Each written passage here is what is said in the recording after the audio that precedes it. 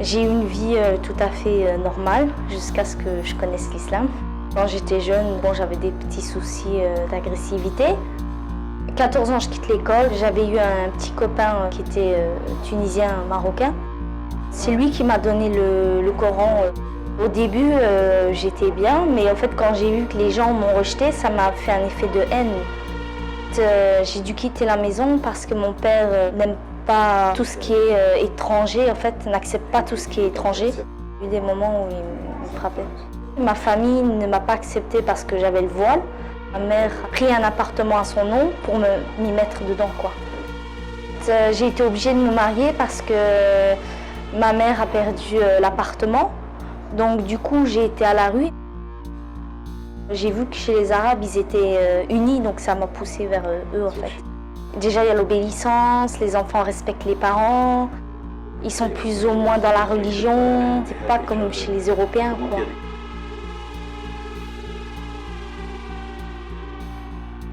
C'est lui qui m'a fait connaître la Syrie. Il était plus âgé que moi. À ce moment-là, il avait 44 ans. Et lui, ça faisait 20 ans qu'il était dans cette idéologie-là, quoi. Il m'a montré des vidéos de torture avec Bachar. Donc du coup, j'ai eu mal au cœur, quoi. J'ai eu envie de faire quelque chose pour eux. Il m'a dit qu'il fallait partir là-bas. Il a commencé à me faire des menaces en me disant que si j'allais pas le suivre, qu'il me divorcerait, qu'il allait prendre une deuxième femme, chose que je peux pas accepter. Il est parti avant moi et puis j'ai été très touchée par son départ. Donc après, je l'ai suivi, quoi. Je me rendais pas vraiment compte où j'allais parce que je suis quelqu'un de très impulsif, en fait. Moi, je fais les choses, je réfléchis pas, l'adrénaline. Donc je suis arrivée là-bas, j'ai été bien reçue. J'ai pas vu la chose tout de suite. Non, ils combattaient pas. Ils faisaient tout ce qui est voiture explosive, tous les ennemis, comme ils disent, contre n'importe qui, quoi.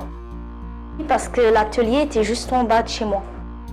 Ça peut exploser d'un moment. Après, je les ai virés. Ils ont changé d'atelier, j'ai dit c'est pas possible.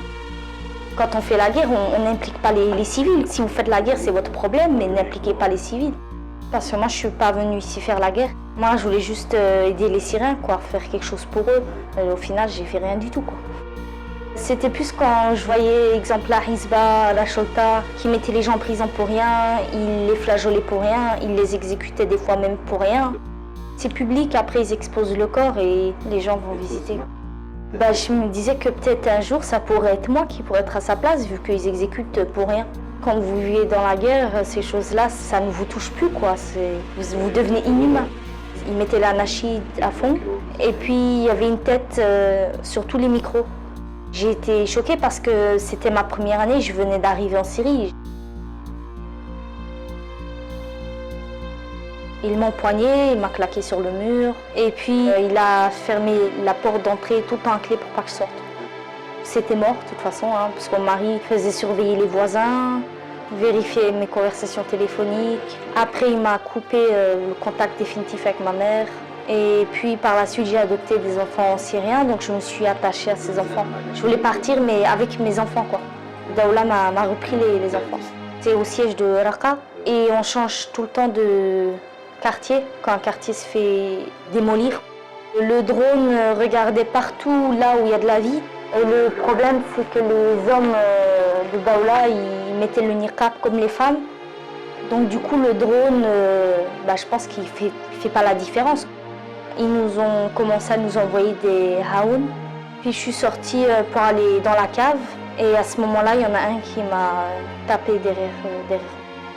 Mon mari, il est mort au siège de Raqqa.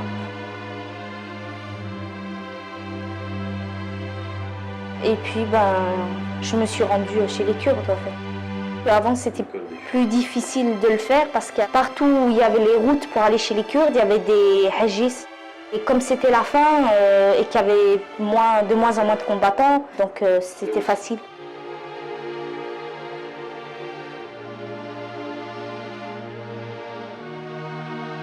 Avant, comme j'avais pas le voile, les gens qui sont un peu plus extrêmes dans la religion m'ont sorti de la religion, ils m'insultent.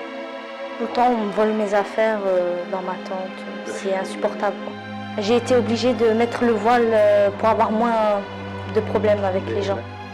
Je leur dis de se concentrer sur les études pour leur avenir et de se retirer de ces conflits et d'être neutre. Parce que la propagande, quand ça vous entraîne, vous vous rendez pas compte quoi. Vous vous rendez compte quand vous vous retrouvez là-bas sous les bombes et qu'ils vous laissent mourir sous les bombes, alors qu'ils vous promettaient paix et sécurité. À la fin, quand vous risquez votre vie, que vous dites là, il y a un problème. Bah, ils n'ont rien fait au final.